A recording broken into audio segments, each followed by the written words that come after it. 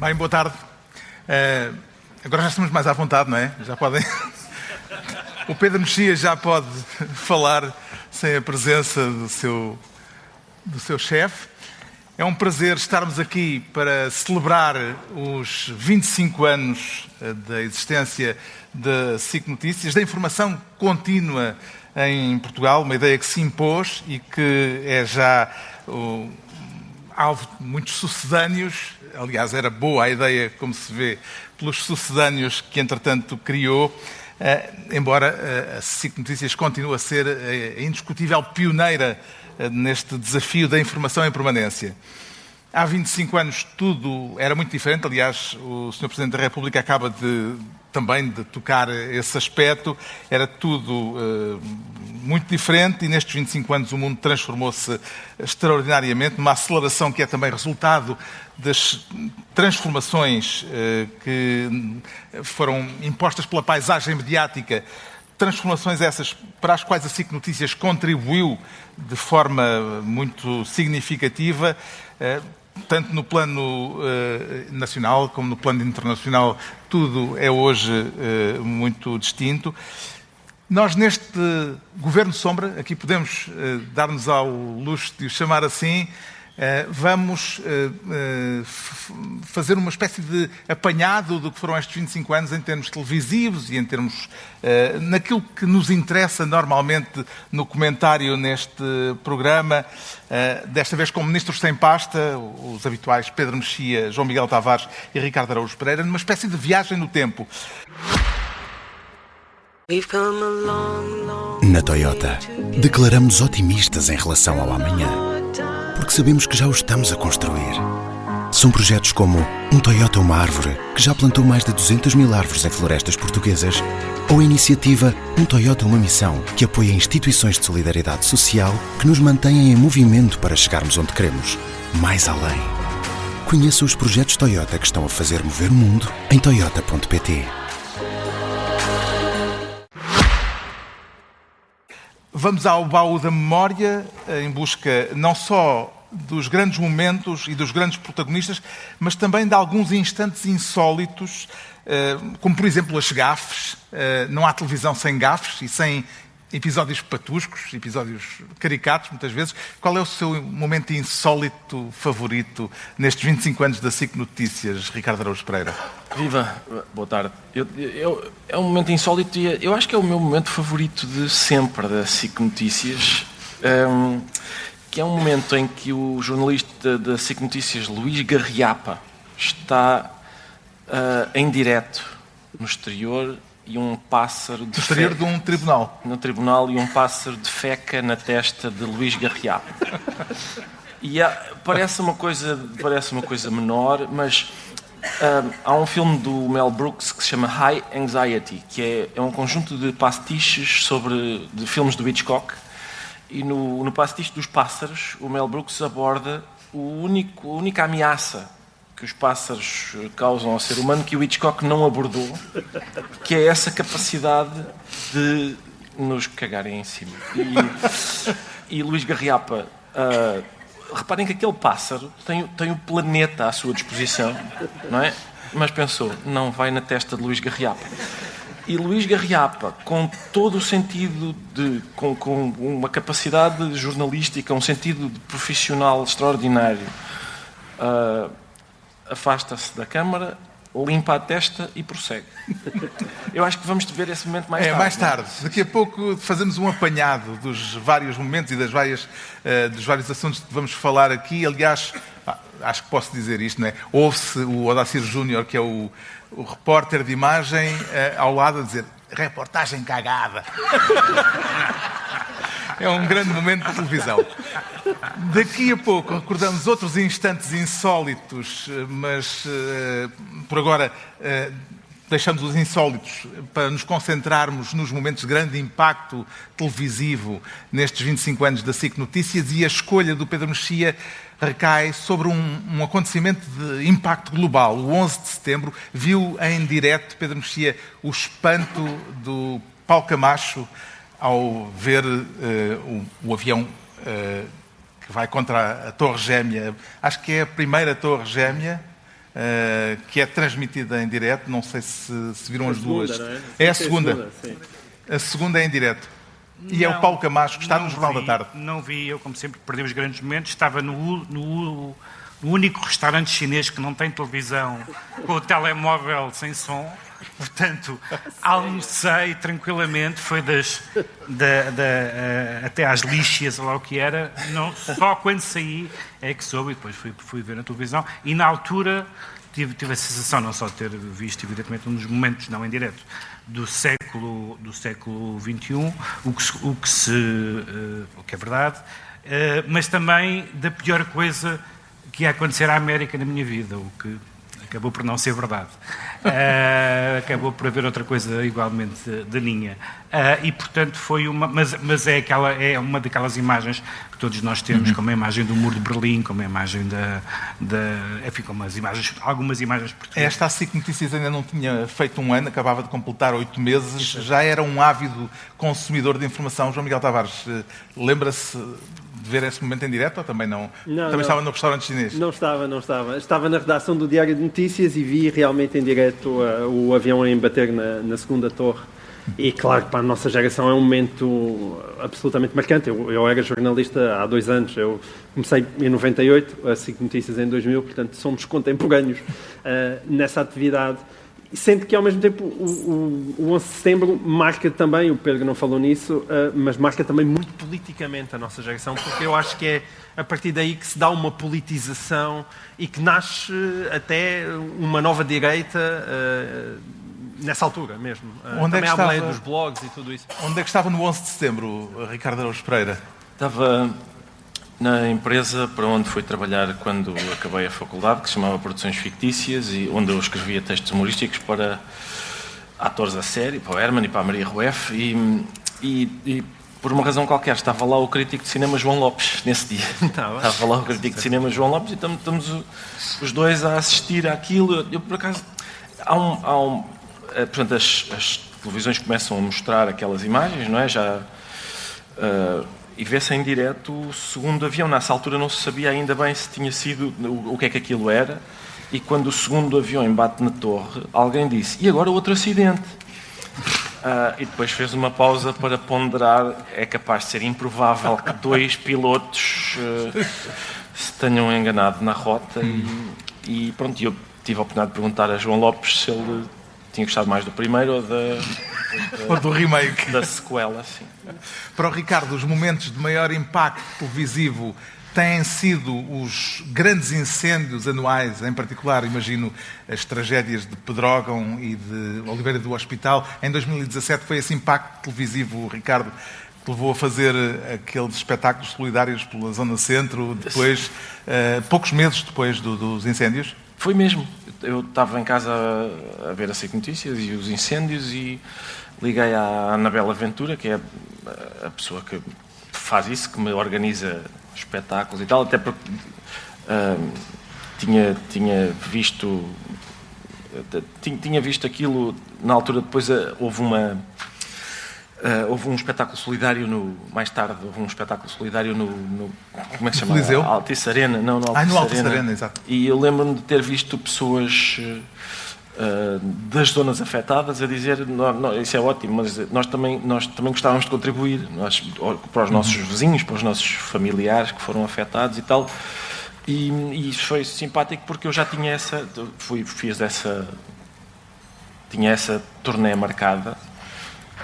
E as pessoas disseram, não, para isto não queríamos então, mas já estava marcado, por isso fui mesmo. Foi ótimo porque sempre que se vai a sítios como esses, que são relativamente esquecidos, as pessoas daquelas localidades, eu fui a Tábua, Tondela, Sertã, e essas pessoas têm uma vontade de nos enfiar produtos regionais pelas goelas abaixo, que é realmente...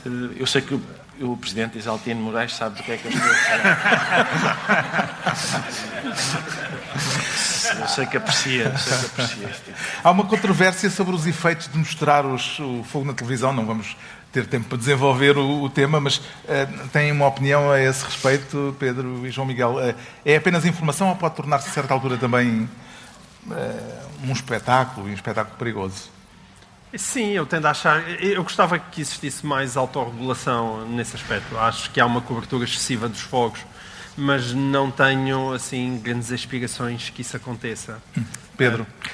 Por acaso, sendo os incêndios em Portugal, eu acho que nós tínhamos outras sensações que não eram outro espetáculo, porque eram pessoas de terras em que nós conhecíamos, de terras em que nós temos família, etc. É muito diferente de ver aquelas coisas, enfim, há aquele famoso exemplo do apocalipse sinal do cheiro do napalm pela manhã.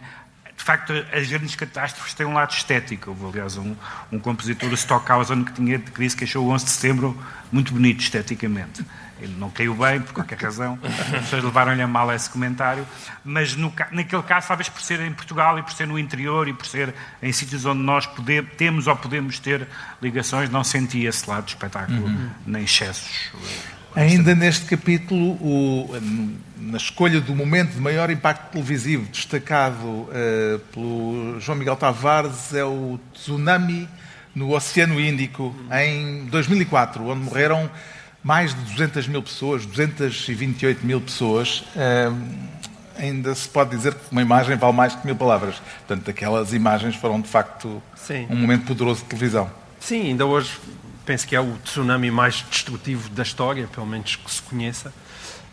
E é um momento de um impacto brutal pela dimensão, pelas imagens, não é? Pela forma também como algumas daquelas imagens já começavam a ser captadas através de telemóvel, pelo facto de as televisões terem enviado repórteres para o local, e também porque como era uma zona de muito turismo, então dentro dessas 200 e tal mil pessoas, eu acho que havia população de todo o mundo, incluindo alguns portugueses, e foi um momento brutalmente marcante, que é muito difícil esquecer. Qual é a imagem mais forte que guarda desse momento, Ricardo? Tem algum? Do tsunami? Quer dizer, eu não sei se havia imagem, ou até se essa imagem existiu, mas eu lembro-me da ideia de 220 mil pessoas terem morrido, mas um bebê ter aparecido a boiar incólume até a dormir, portanto, tranquilamente, era uma menina, um bebê de 22 dias, apareceu a boiar num colchão, uma segunda onda trouxe-o, e o bebê salvou-se, e as pessoas disseram milagre, e não é. Deus matou 220 mil pessoas, quis matar 220.001 e não conseguiu matar essa. Foi isso que aconteceu. Tem alguma memória dessa? És um ímpio. Desculpa lá, pá. Isto que o João Miguel disse, para mim foi... Porque toda a gente que vê cinema já viu tsunamis e coisas do género, e uma imagem clean, como era a imagem real, quer dizer, reais eram todas, mas a imagem televisiva era uma coisa e podia parecer já muito vista, embora nós soubéssemos que fosse verdadeira. Os telemóveis introduziram um pathos adicional, ou seja... exatamente por ser mal filmado, por ser aos sacões, por ser, a aflição das coisas que acontecem, e aconteceu em muitas outras tragédias, criou-nos uma forma de viver as imagens que não é do plano arranjadinho do cinema, que depois nos pode tornar insensíveis perante a realidade. Estão escolhidos os momentos de grande impacto televisivo, o 11 de setembro, o tsunami no Índico e os incêndios em Portugal.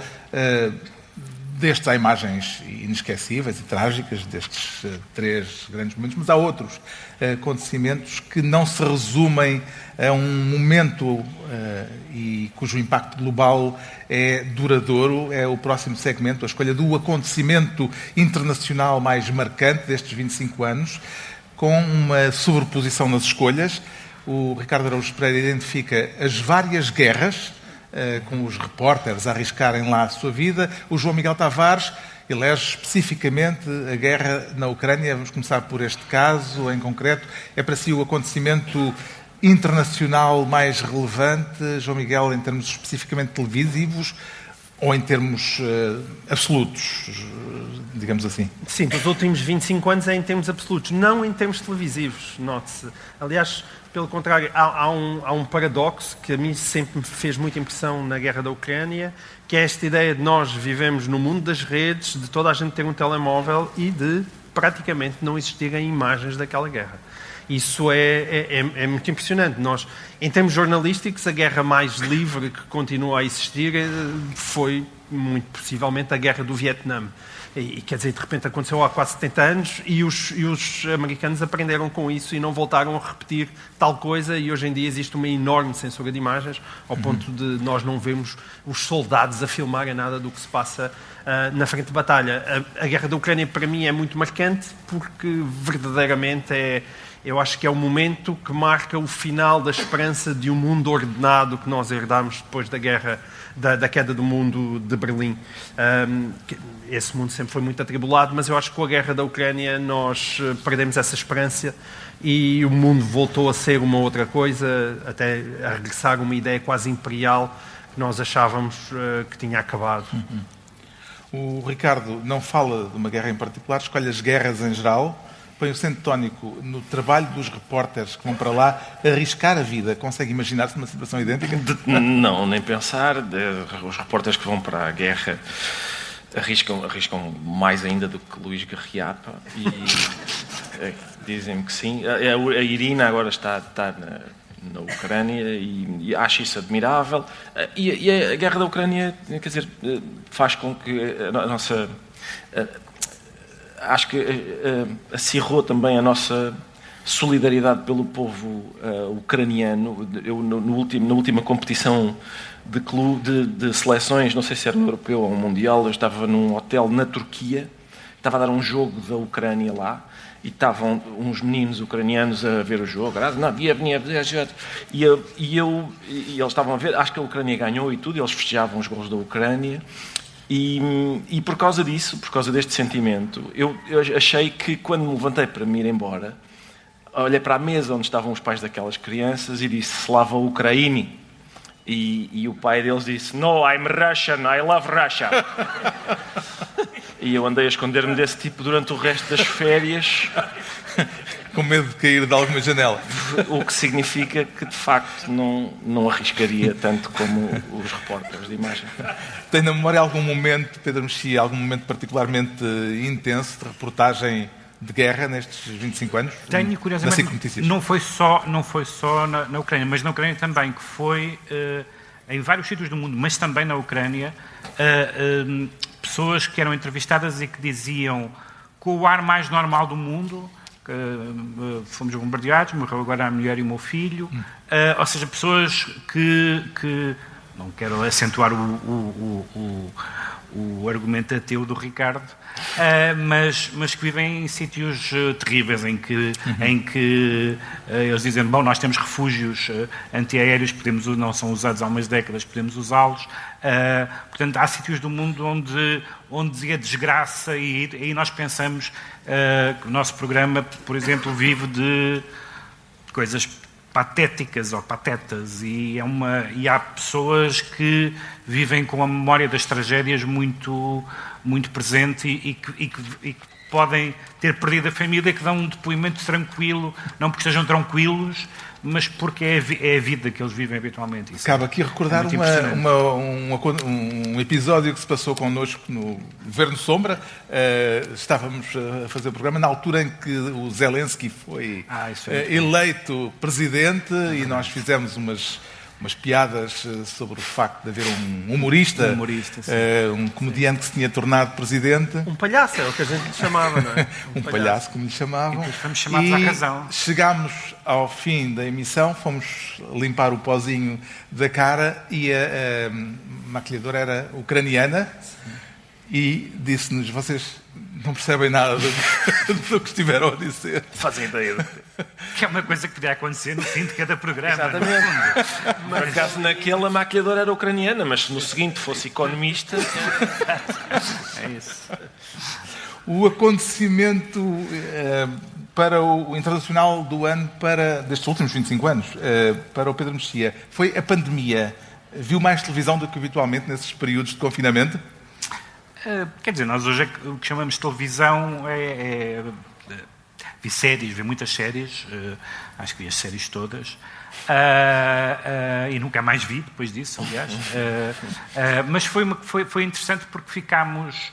Foi muito estranho aquele momento em que, por exemplo, curiosamente a rádio, e este programa começou na rádio, era um bem também precioso, e também houve, agora quando houve um apagão, também houve a questão da rádio, e portanto a pandemia foi muito estranho porque eu sou natural, para mim a distância social vem naturalmente, é uma coisa que não é preciso portanto, não houve sofrimento. Não é preciso pedirem, mas ser imposto não me agrada. Claro que cumpri tudo, não me armei em agora sei o Carlos Guimarães Pinto, posso dizer, não me armei em adepto da IEL a dizer todos para fazer, eles fizeram um churrasco. Não sei. Mas atenção, na pandemia houve aquela noção de era errado, aliás, de estarmos todos no mesmo barco, não estávamos, quer dizer, ou estávamos, mas uns estavam no Convés e outros estavam lá na sala das máquinas. Houve aqueles vídeos de Jennifer Lopez, sim, mas e havia aquela aqui entre a piscina e o ginásio. Sim, já estou farta de estar aqui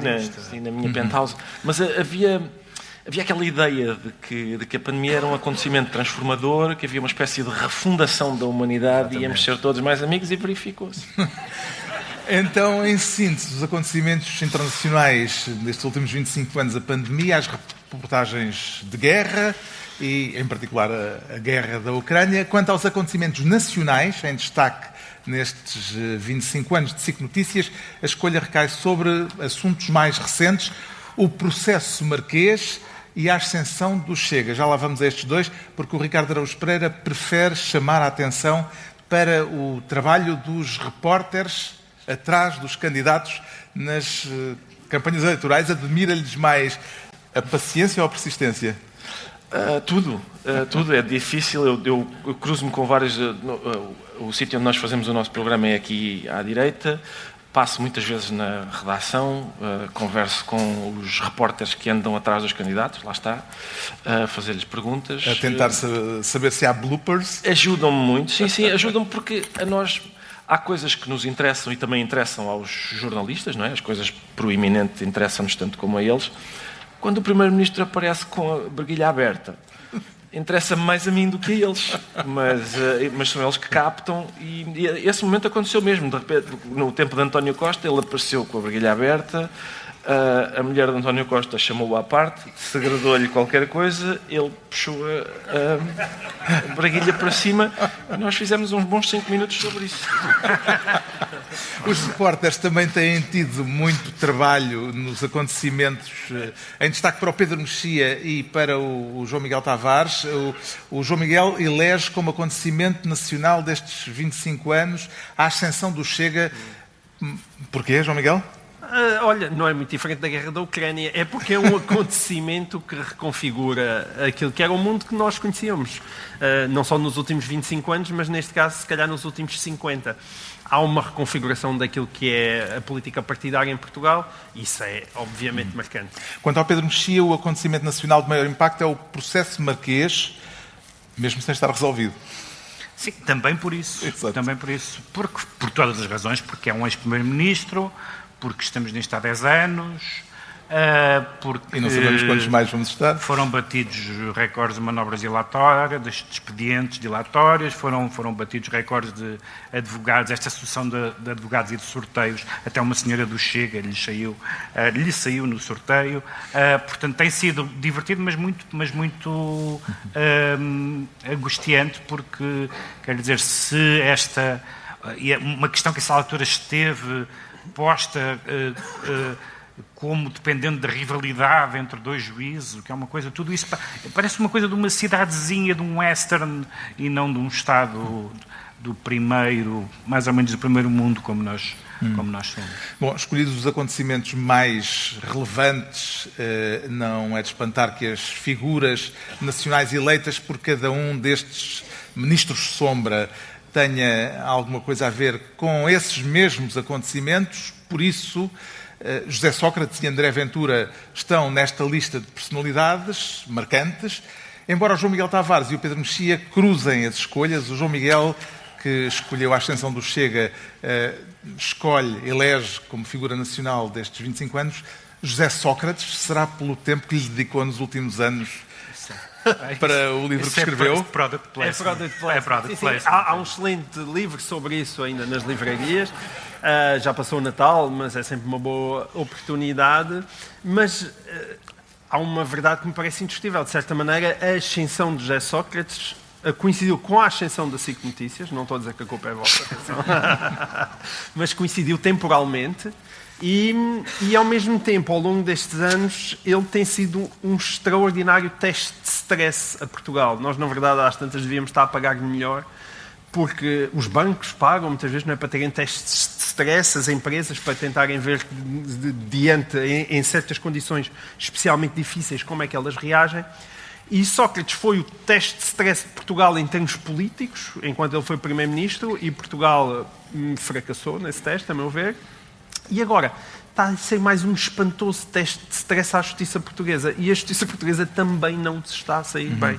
Portanto, ele não só é uma personagem fascinante, como anda há muitos anos a mostrar os problemas do país, apontando o dedo e metendo o dedo, e tentando safar-se, é verdade, mas, na verdade, apontando o dedo àquilo que são as nossas gigantescas fragilidades institucionais. Portanto, no fim disto tudo, se calhar nós ainda devíamos agradecer a José Sócrates. Já agora, Carlos, a certa altura deste programa do Governo Sombra, o João Miguel e eu, estávamos ambos a ser processados por grandes vultos da sociedade portuguesa. O João Miguel entrava no estúdio, estava a ser processado por José Sócrates nessa altura, entrava no estúdio todo importante e eu entrava a seguir cabisbaixo porque estava a ser processado por Zezé Camarinha. Cada um tem o que merece. João Miguel tinha escrito uma crónica sobre o Sócrates, eu tinha escrito uma crónica sobre o livro de Zezé Camarinha, que era um livro que eu li com risco para a minha saúde e escrevi um texto chamado A Apologia da Homossexualidade em Zezé Camarinha. E alguém foi dizer ao Zezé Camarinha o que a palavra apologia queria dizer. Foi um texto, foi muito chato. Ele foi para os jornais fazer um barulho, disse que ele fez a seguinte proposta, juro, eu não disse nada sobre esse processo, mas ele foi para o Correio da Manhã dizer: vamos os dois ao hospital para nos examinarem o ânus. Que é uma proposta. Os hospitais estão com tanto tempo livre, não é? Eu gostava de chegar, eu e o Zezé íamos lá, ou Beatriz Ângelo, lá, boa tarde, sou eu e o Zezé, era então para fazermos o exame. Pedro Mexia atribui o título de figura nacional a André Ventura.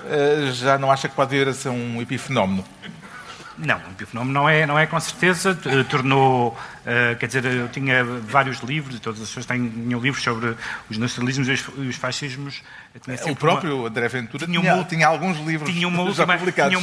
Tinha um capítulo, uma nota final a dizer assim: em Espanha, Portugal e na Irlanda não há. Hoje em dia já só na Irlanda, é o único país onde não há. Mas, para mim, o Ventura, o aparecimento dele e o sucesso dele deve ser uma coisa que foi identificada por uma pessoa que foi atropelada pelo fenómeno Chega, que foi o PNR. E o líder do PNR, quando o Ventura apareceu, disse assim: isto é incrível, andamos nós aqui a ser fascistas há 30 anos, ninguém nos liga nenhuma e agora veio este tal drabão. E ele tinha razão, porque a razão pela qual o PNR falhou é porque eram neossalazaristas que acreditavam naquilo. O Ventura encontrou um nicho de mercado. É uma coisa completamente diferente. Para o Ricardo Araújo Pereira, a figura marcante a nível nacional desde o aparecimento da SIC Notícias acho que ele pensou que ainda cá estaria o Presidente, é Marcelo Rebelo de Sousa. Não, eu não sabia que ele ia estar, se não tinha escolhido outra pessoa. Também deve estar-lhe grato pelo material que lhe fornece aos domingos à noite. Não há dúvida, estou grato. Por isso? Mas eu acho a figura mais marcante, ainda por cima no aniversário dos 25 anos da SIC Notícias, porque o Marcelo protagoniza notícias, fornece notícias e comenta notícias. O Marcelo, se uma estação televisiva quiser dispensar todos os funcionários e pagar só ao Marcelo, em princípio tem 24 horas de emissão. Ele consegue produzir material suficiente, comentá-lo, etc. Estão despachadas, por assim dizer, as figuras nacionais e talvez esta seja uma boa altura para mais uma gafe com uma espécie de figura nacional que afinal não o era, escolha do João Miguel Tavares. Provavelmente o nome já não dirá à maior parte das pessoas grande coisa, mas o João Miguel Tavares faz questão de recordar Artur Batista da Silva, e é preciso explicar quem ele é, ou quem ele não é. Sim. Eu sou uma pessoa desagradável porque esta gafe em si é mesmo embaraçosa. Mas eu não quero colocar demasiado o dedo nisso, porque o New York Times, a CNN, a Fox News, praticamente a BBC, todos os canais e todos os jornais respeitáveis têm gafes dessas no currículo. Eu acho que o que me interessa no caso, Artur Batista da Silva, que foi, enfim, era um senhor que dizia trabalhar para as Nações Unidas e que vinha para Portugal criar um observatório do Sul na altura do ajustamento e na altura em que os países mediterrâneos estavam a ser intervencionados. E ele basicamente enganou toda a gente. Primeiro foi a um colóquio no Grêmio Literário e depois, na altura, conheceu o Nicolau Santos, saiu uma entrevista no Expresso, depois ele veio ao Expresso da meia-noite.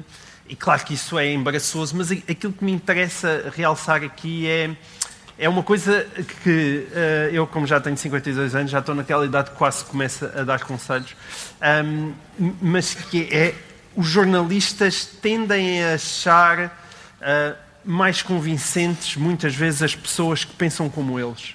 E esse viés da confirmação, sobretudo em tempos de radicalismo, que eram os tempos da Troika e que também são os tempos atuais, acho que é um perigo muitas vezes para o jornalismo. Nós somos mais crédulos. Tentámos convidá-lo. Nós tentámos convidá-lo, ele não veio. A posteriori.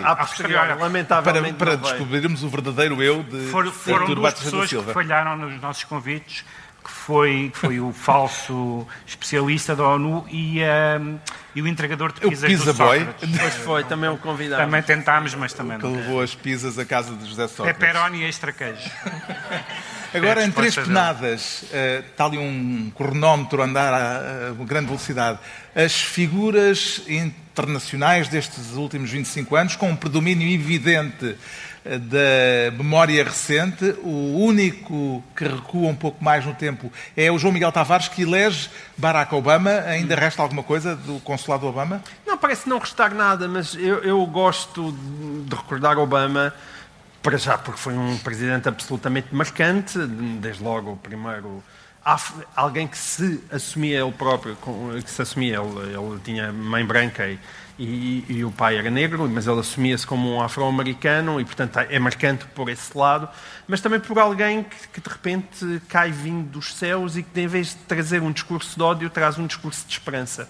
É que parece que hoje em dia nós achamos que a única maneira que os políticos têm de se safar é com um discurso destrutivo e muito negativo, e eu continuo a achar que isso não é verdade. Acho que discursos de esperança e positivos também funcionam, apesar do moderador ter feito mais um dos seus gares habituais para discordar desta minha magnífica opinião.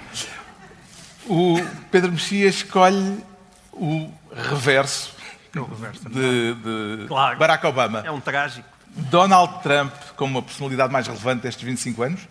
Sim, porque embora eu não seja muito adepto de fazer psiquiatria para o ecrã, mas de facto temos um caso muito raro na política. Geralmente os políticos têm um lado fictício, falso. Este é um homem sem superego. Não há nada que lhe passe pela cabeça que ele não vou dizer isto. Aliás, ainda ontem começou dizendo não vou dizer isto, e depois começou a fazer várias piadas, a imitar o Macron e uma alterofilista trans e não sei quem mais. Portanto, tudo o que lhe passa pela cabeça do género, isto não se deve dizer, ele pensa a seguir. Então vamos a isso. E isso realmente...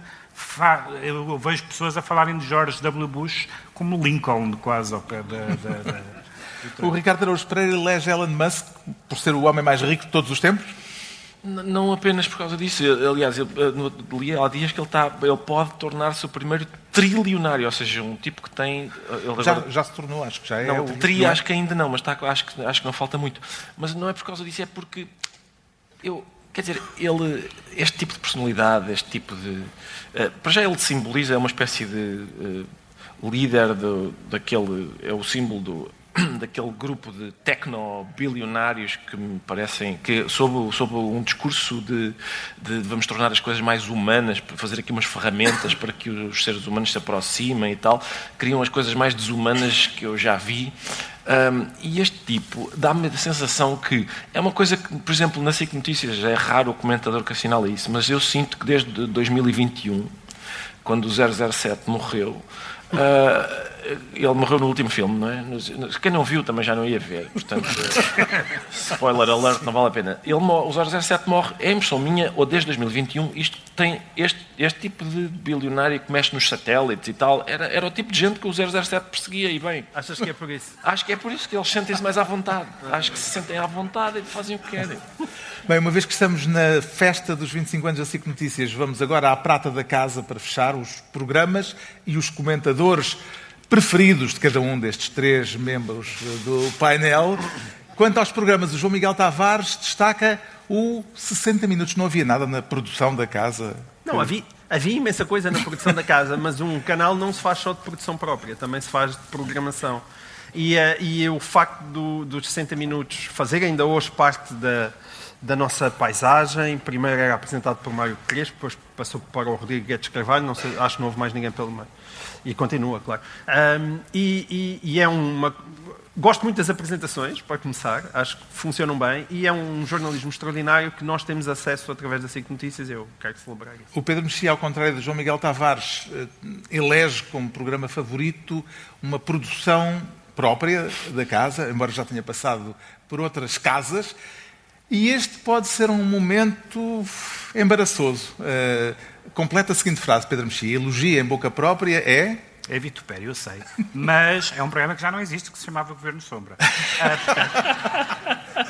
Por 3 razões. Nós sempre achámos que aquilo era um programa de rádio. Foi com grande surpresa que começámos primeiro noutra estação e depois aqui a fazer um programa televisivo. Somos o painel mais sólido, não é? Nunca saiu ninguém. Monogâmico, diria eu. Isso, mais. Monogâmica 4. Monogâmica 4. Poliamoroso. Não, isso não. Mas pronto. Mas cegas tu quando fazias parte do... Eu avisei que isto ia ser embaraçoso.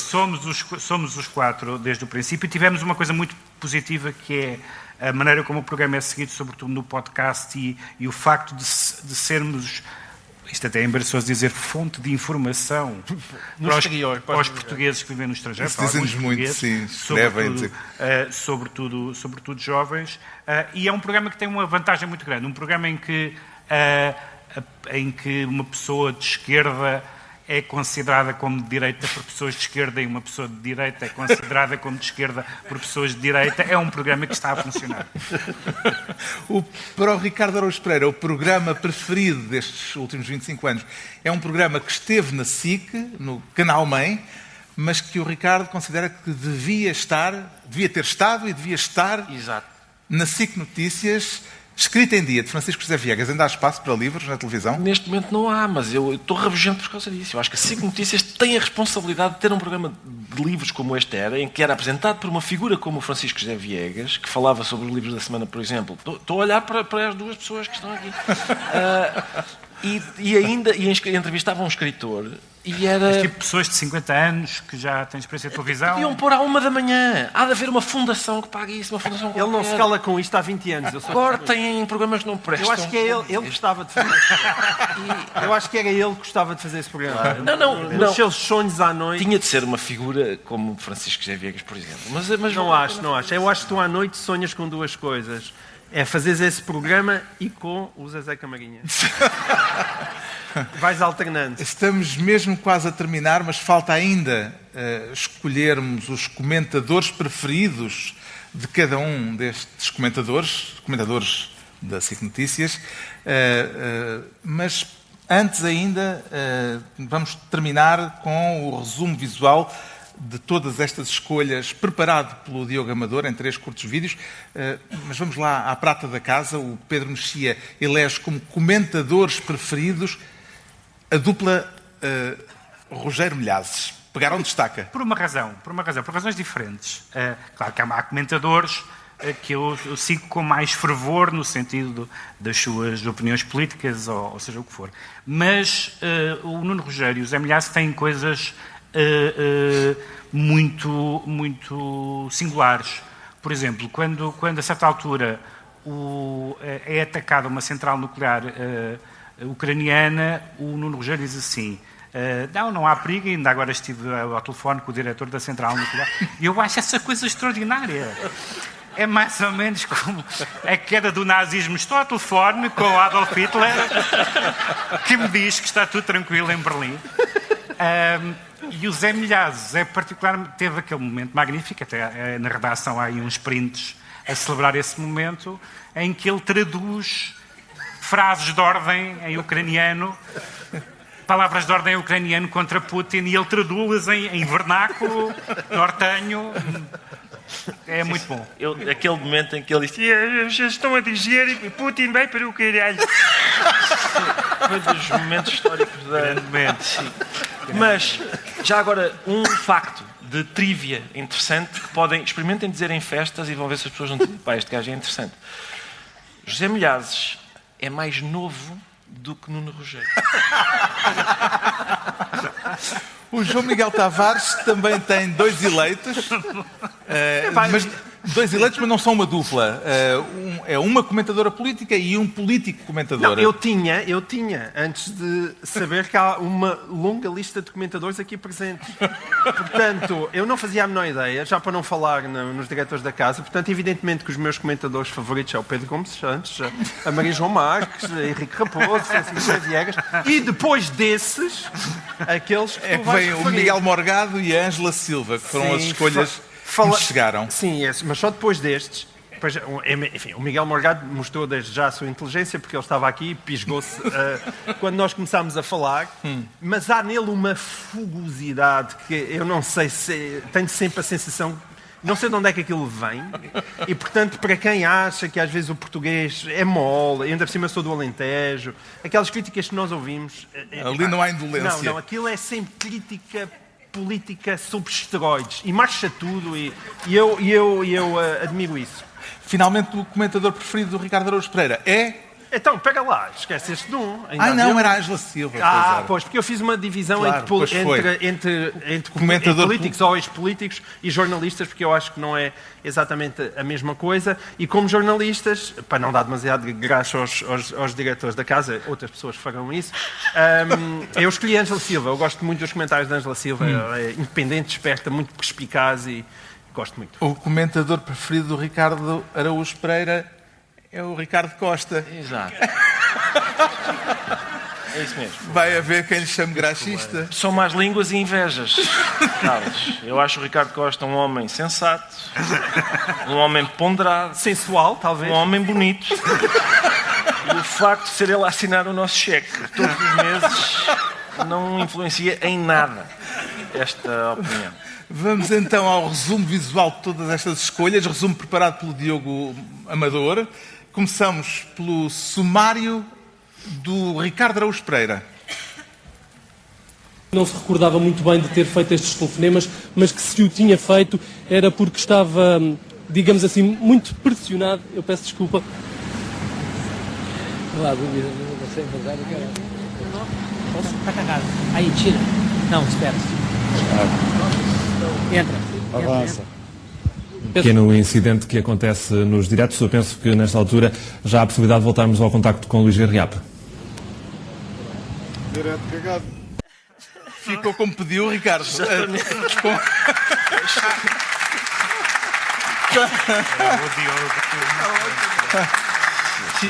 Ficou com o Ricardo suficiente? Acho que garantimos a renovação do contrato. O Diogo Amador preparou também um vídeo com as escolhas do João Miguel Tavares. E nós, Nações Unidas, perguntamos aos dirigentes europeus: quem é que vos disse? As autoridades portuguesas não vos disseram que queriam as mesmas condições que estão a ser dadas à Grécia? Pois não. Não, então porquê é que os senhores levantaram esse problema? Confio. Noto que teve menos tempo do que o Ricardo Araújo Pereira. Faço lá saber porquê. Diogo Amador claramente tem favoritos. Porque teve menos planos do Ricardo Costa. Ainda falta o sumário das escolhas do Pedro Mexia, mas também a gafe, porque o Pedro, se repararam, ainda não escolheu a sua gafe e não esquece... Deixa-me introduzir a gafe. É só para, isso? A gafe, eu queria introduzir a gafe porque é para mostrar como os profissionais da SIC, neste caso foi na SIC mesmo, mesmo quando erram, têm razão. O Pedro Mexia não esquece nestes 25 anos de televisão esta gafe, embora uma gafe, como já foi explicado, não na SIC Notícias, mas na SIC Mãe. Esta gafe. O primeiro-ministro do Iraque já terá assinado também todos os documentos. Os advogados de defesa do antigo presidente do Iraque já não devem poder visitá-lo amanhã. Saddam deve vir a ser enforcado às primeiras horas deste sábado. E é isto, está feito o resumo de 25 anos de televisão. Marcamos encontro para dia 7 de janeiro de 2050, para o cinquentenário, para voltarmos a festejar. Até lá, é alegria de todos os dias. Obrigado a todos. Parabéns, SIC Notícias.